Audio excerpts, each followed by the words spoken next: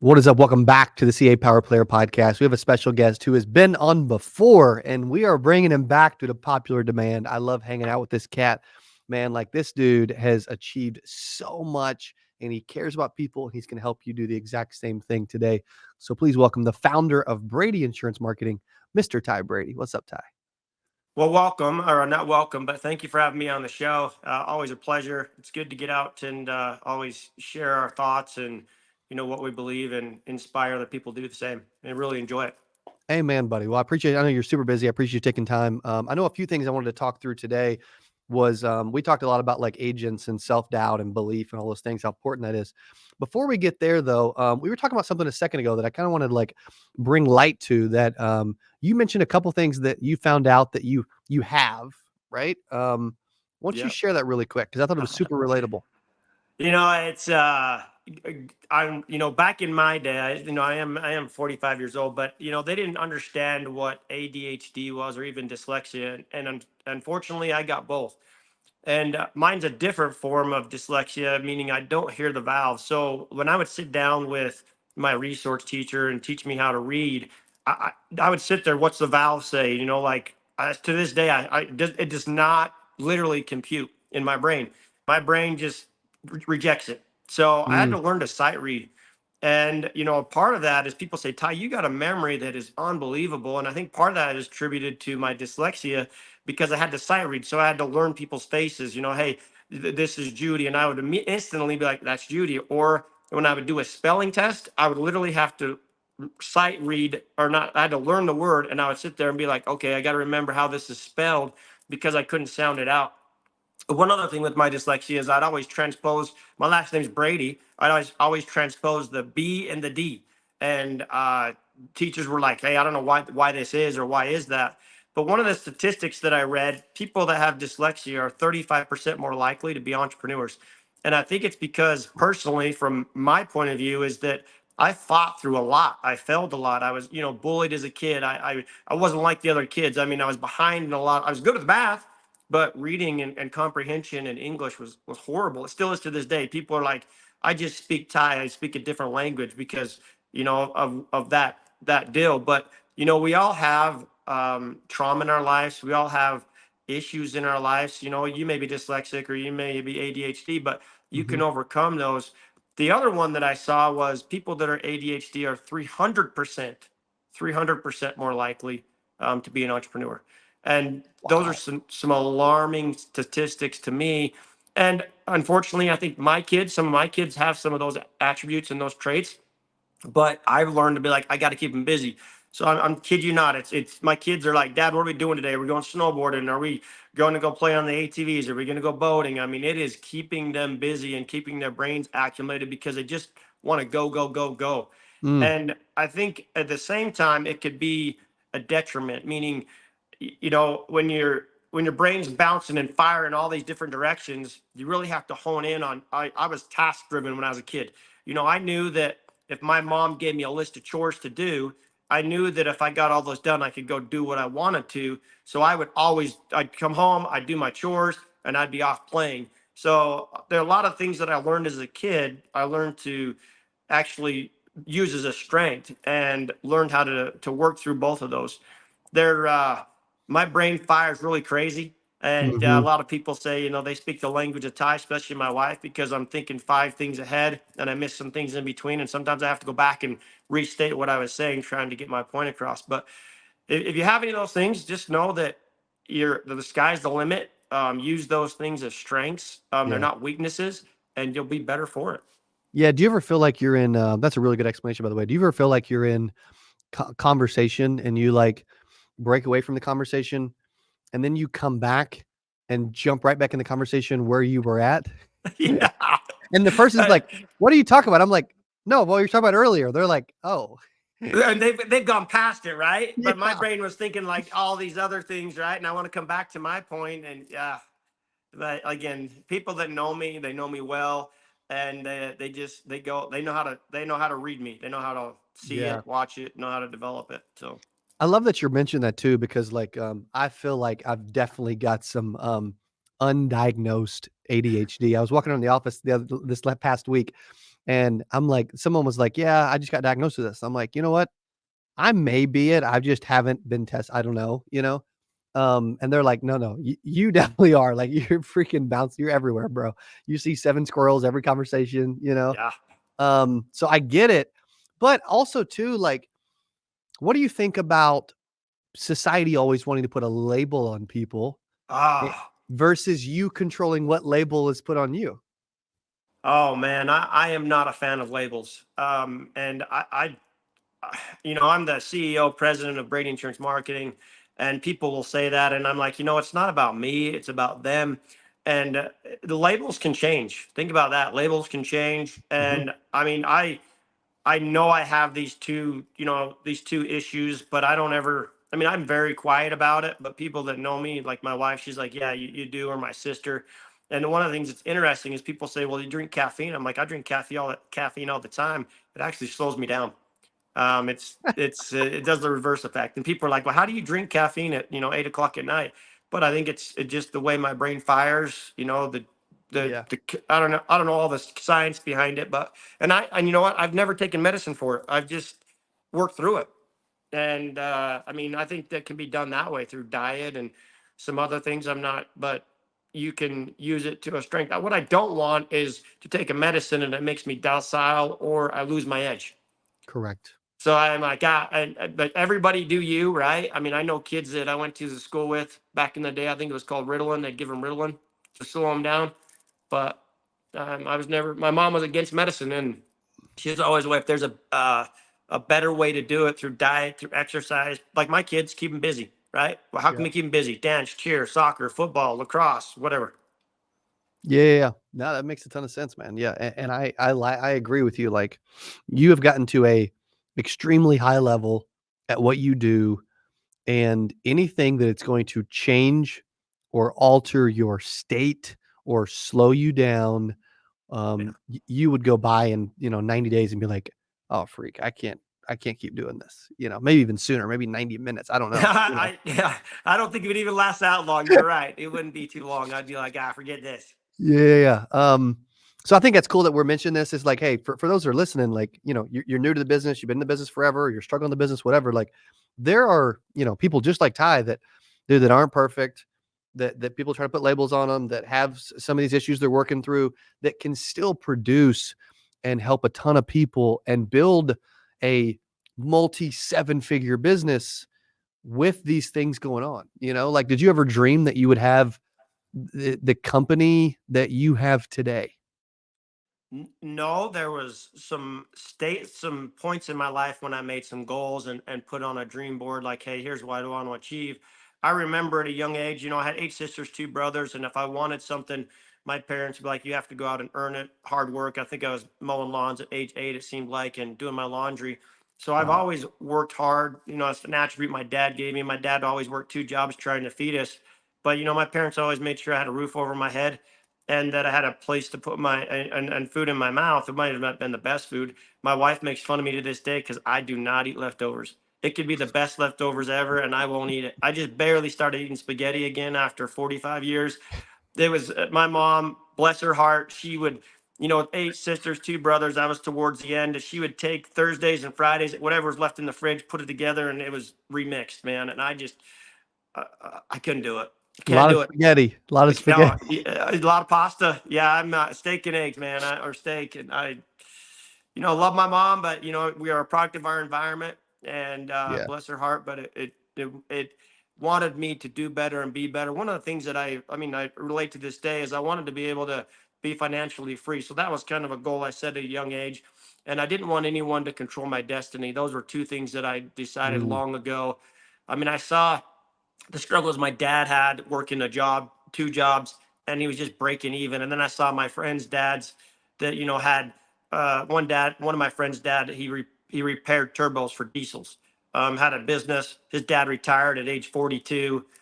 Just very very successful. His dad was a mechanical engineer, and his dad used to like to fly airplanes. RC airplanes. In fact, he built a jet from scratch. It was pretty cool. He also built a rocket from scratch. So as a kid, that's kind of what I was like, hey, I want to be able to have that freedom. So I made a decision that I would have the ability to retire at age 40 which I could retire, but now it's about giving back. How many people can I give back? How many people can I help? How many people can I inspire? And that's what it's about now, because I know what it's done for me, my family, and people that are close to me.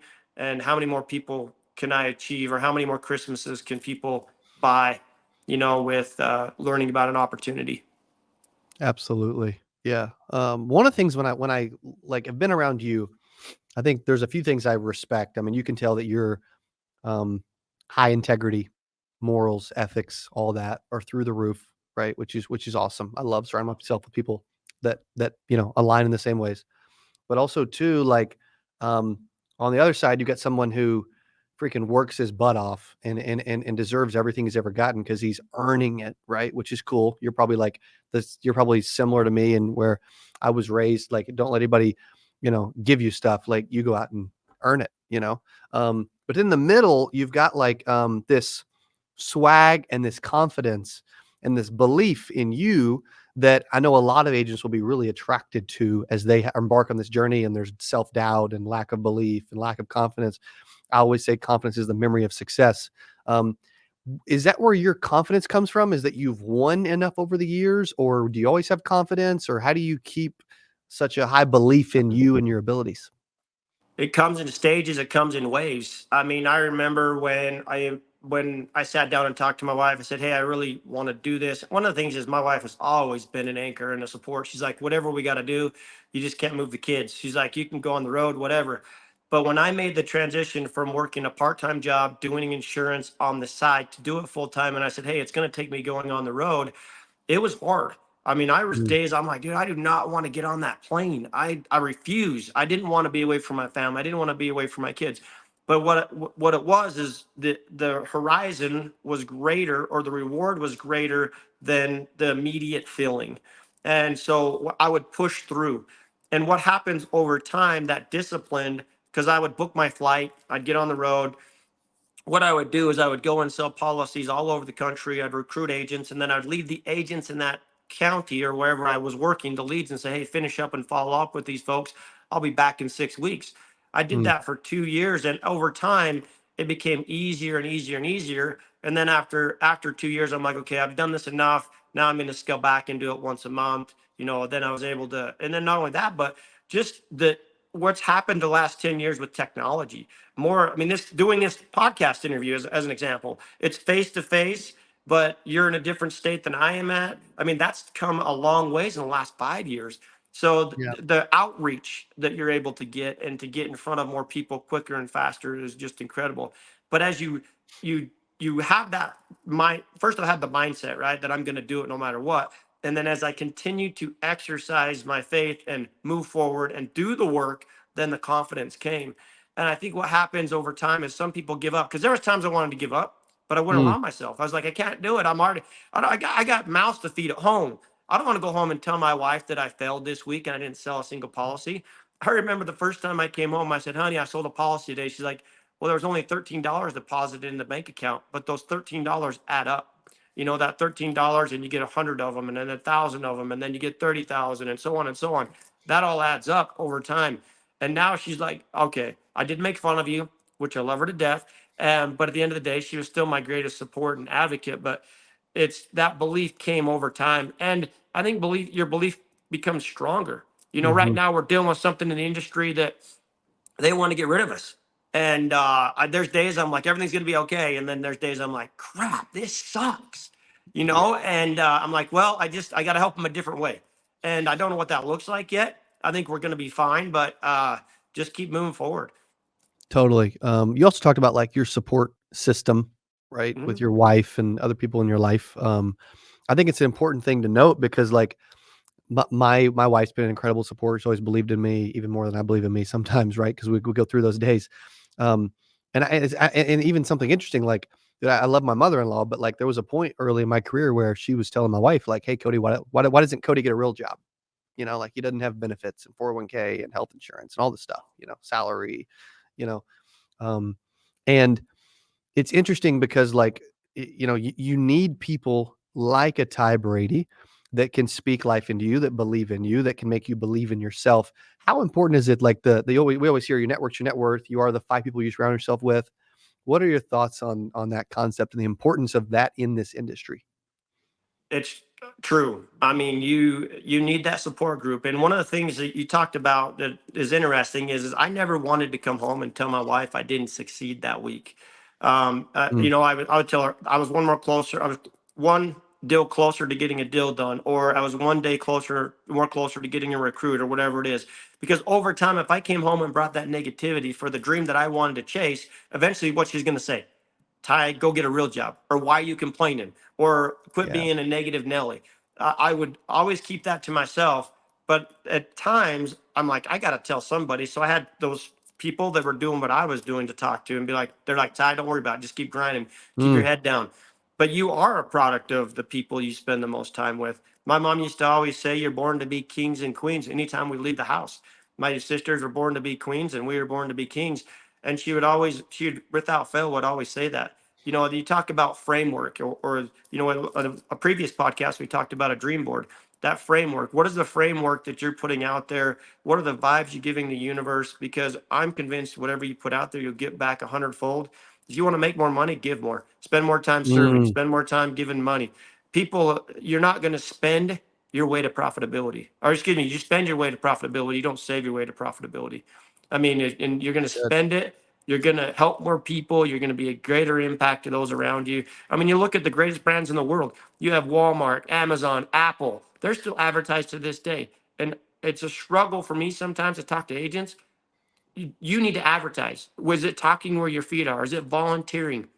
What is it? What if you don't have money to go out and spend a bunch of money in advertising? Then talk where your feet are. How many people can I talk to today? Set a benchmark, set a goal. Can I talk to 20 people? Tell them who I am and what I do. It doesn't have to be elaborate. Have an elevator speech like, hey, I help people aging into Medicare, already Medicare with their health insurance. I tell agents, that's what I say. If I'm recruiting agents, I help agents get into the industry. I recruit them and train them. Why? Because I want to help them to achieve their financial future, whether it be a 6 or 7 figure income, 8 figures. I don't care. The sky's the Mm, limit. But that's what I want to project to people. That's what I want people to see in me, is that it is possible. I mean, I started from the ground up. I was just in, but now I just want an impact and help more people. yeah, you can totally tell that you do too. One of the things that you were kind of talking through that I was thinking about is, um, that's a good point. Like, I think a lot of agents do go home and whine and complain about what they're doing. And we got to remember, like, our spouse, partners, family, friends, whatever, they may believe in us, right? Which we hopefully they do. Sometimes they don't. So you got to prove it. You got to earn that a little bit, but they will never believe in the opportunity as much as we do. Okay. Like, your wife's probably like really close and on board and clearly gets it now. She's like, dude, this is amazing. It's changed our life, which is awesome. But agents, they got to realize, like, we've got to believe so much in the opportunity that we are optimistic. Because when we go home and we complain, dude, then it's like, well, yeah, no, you have told them time and time again for days and months that this sucks. And finally they're like, you don't even like this. Why are you doing it? Yeah. I've had mentors throughout the years, coaches. I've spent money, and some of the hardest criticism that I received was from people that were my mentors. And I remember some stories when I'd go in there and I'm like, "Man, my policy just got replaced," and my mentor said, "Well, Ty, you're in the replacement business. Go get another one." I'm like, "Oh."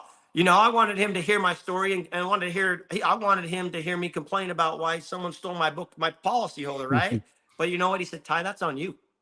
He says, that's on you. You didn't stay in contact with them. You didn't create a big enough need. You didn't close every single door and every element of their concern, or whatever their concern was. You didn't do a good enough job. And I'm like, ouch. You know what? That hurt. But at the same time, he was right. Yeah. Yeah, totally. And he That's was the that's one that always told me, you can't go home and complain to your wife. You can come and talk to me, but don't go home and complain to your wife, because then she is going to say, go get a real job. that's good. I do Oh have my a god. real job. I really Yeah. do. I have a great job. I have a wonderful job. Amen to Meet that. great people like you Yeah, you and too, across the brother. country. That's right, man. Amen to that. Here's one other thing I was thinking about is, you said, you kind of talked about this a little bit earlier. This is one of my first rules of success. I put it on Instagram this morning, and it says success is about showing up even when you don't want to. You talked about it a minute ago about how there's moments where you're like, "Ah, I don't want to go do this, or I don't want to do that, or whatever. What do you do when you're like, okay, it's 6 in the morning and you got a full day and you're gonna drive somewhere and you're just like, gosh dang it, I just want to stay home and hang out. I don't want to go do this. What do you do? How do you handle that? Well, like today, I'd rather be snowboarding with my kids, right? But we'd scheduled this. First of all, is that if it's scheduled, I'm going to do it no matter what, unless I'm on my deathbed. So Yeah. I have a schedule. I tell myself I'm going to go to the office from 8 to 12. That's where I get a lot of computer work done. I'm able to interact with my two recruiters, find out how the week's going in recruiting. So I have a schedule that's set. And then Friday is my cleanup day. So I usually work Monday through Thursday. Friday's my cleanup day. And then Saturdays, running around taking care of errands, or, I'm on the football field with my boys. I'm helping them with a cross. But I mean, I'm always doing something. And people say, Ty, how do you do all this? I'm like, I just schedule it. I Mm, mean, I don't watch a lot of TV shows. I rely on a lot of people I have around me. If it's above my pay grade, or below my pay grade, I let someone else do it. So those small things that are, I can't be everywhere to everyone. And for instance, I read something too about this, is that 50% of 10 people is 500% versus 100% of you, and you max out at 100%. So would you rather have 10 people that work at 50% of what you're able to do, which gives you 500% more greater than what you're able to do on your own? And there's times I'm frustrated as I hire contract employees, and I'm like, why can't I do this, right? Or this or that? But I have to rely on them. They're developing as well. And they are giving me more time to do those things because they're taking things off my plate that normally wouldn't do. Yeah, but I'm sure you see that. You're oh, like, man, totally. I wish they'd take a little bit more initiative, right? Or this or that. But at the same time, they're developing in their roles as well. 100%. Yes. What advice? Last question. What advice would you give to an agent that is looking at either joining or transitioning into Medicare sales specifically? Even though there's some potential changes around that, um, why should they give that part of the industry such a serious look? Well, first of all, I want to make sure that everyone understands that it does not affect the street agent. So the street agent, actually, they're talking about wanting to give you a raise. What Sure. it would affect is, for instance, the things that I offer at no cost to insurance agents. There's override paid to my agency. That's what they're going after. But they say in the proposal, they say FMOs. It's not just the FMOs. It's from the street agent all the way up. So if you're a GA, MGA, whatever it is, that's liable to go away. On some positive notes, I've had lengthy conversations with members of Congress and the Senate. And one of the things that they told me that gave me some positive hope is, like, we control the funding that goes to the centers of Medicaid services. So if they do something dramatic, we can definitely decrease funding to those organizations. And we're making a lot of noise right now. They said that there was going to be a decision by the 25th of January. They're actually saying we may not see an end result for 8 to 12 more weeks, just because of the influx of noise that we created. So I'm very optimistic that everything will be okay. There'll be changes. I'm not going to say there's not, Sure. but we've definitely, we've started to create some noise, and the need for the need for upline people, not just FMOs, it's GAs, MGAs. But the first thing I would say is find an organization that you like. There's many Mhm. organizations out there that are going to give you the same street contract. And the reason I say that is, if you don't like who you're working with, you're not going to go very far. We talked about the 5 people that you surround yourself with. That's who you'll become, and I believe that's true wholeheartedly. But find that organization that is going to work for you. And the other thing too is, make sure, if you want to go captive, you can go captive. That means they own your book of business. That's not my model. Everybody that works for me, they're 1099. They work for themselves to get paid from the carrier direct. But what I would say is, don't interview different organizations. Number one. Number two is that sit down and compare what they're bringing to the table. I mean, because the other thing too is, there's contracting houses. What I mean, they're going to give you a contract and they're going to say, go figure it out. Go Yeah. figure it out. You're not going to get any training. You're not going to get support. You'll never talk to that person again. I have 22 managers now. Each of them, get this, does not get Oh, paid a dime unless you write business. So they're incentivized to help you write business. That's the way it's structured. It isn't that you come on board and there's a recruiter on the phone that gets a $2,500 bonus and then they forget about you. So find the organization that works for you or the person that works for you. And then I would ride on their tail or coat. I would be with them every minute of the day, all day, every day. I What love I that. mean by that is if they're going on an appointment, go with them. I mean, entrench yourself in this business. And it's hard, right? Or everyone would be doing. There's the first 90 days are rough. The first 2 years are harder after that. Your hardest part is getting leads. The second hardest part is getting out of your own way. I mean, it's we talked about that is, what happened though over time when I didn't want to do something, I would do it anyway, and then it like became easy, right? It's like then I just did it out of habit or ritual routine. That's what happens over time is you do those things, the habit, the ritual, and the routines, they're going to stick with you when you don't want to do it, and you'll do it anyway. But you've got to get to the point where Good. it becomes a habit, a ritual, a routine. So it's second nature.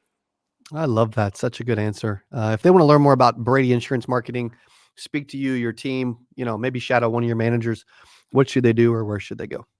So the first thing is you can connect with me on TikTok, Facebook, Instagram. You can DM me there on any of those Brady Insurance Marketing. The other one is I like to do things face to face. I don't like to say here's my Calendarly link and schedule an appointment with me. You can reach out directly through text or phone. My direct number is 1-385-800-1956. That is 1-385-800-1956. Love to chat with you, see if we're a good fit for you. If we are, great. If we're not, no, I'm no harm, no foul. I think you should interview multiple organizations, find out if they're a contracting house, what kind of training and support they have, if they're captive, non-captive. Those are questions I ask everybody I interview with or Mm, interview. And we're growing. We grew 40% over last year. That's contributed to the agents we brought on board. I've got a lot of young agents as well. I was in Oregon last week, and the average agent of the 26 agents were there was 23 years old. These guys have graduated from high school. They're wow. two of them. One was a valedictorian, had a full ride to a major university, gave that up. I don't encourage that, but you know what? Started making a bunch of money, and the parents said, whatever Ty and Diana is teaching you, ride that coattail. And it's phenomenal to see that. Most of them are immigrant families where they're not an immigrant, but their families are. So they're very passionate about the American culture and, giving back and for what they've been able to do. But it's phenomenal to watch the growth in those young agents. People are like, well, Ty, how'd you do it? I said, started with one. Started with one, and then the next one, the next one, the next one, the next one. And it's just snowballing from there. Incredible. Well, I love it getting a chance to interview you. Welcome back to the channel and thank you for your time once again today. Thank you. Appreciate you, buddy. Thank you guys. Okay. Go check out Brady Insurance Marketing and Mr. Ty Brady. Reach out to him, get some help. Freaking love that dude. He is building a monster company by actually talking and helping individual agents. Who else gives out their freaking cell phone? And as always, thanks for listening and watching, and we will see you on the next Power Player Podcast. Adios.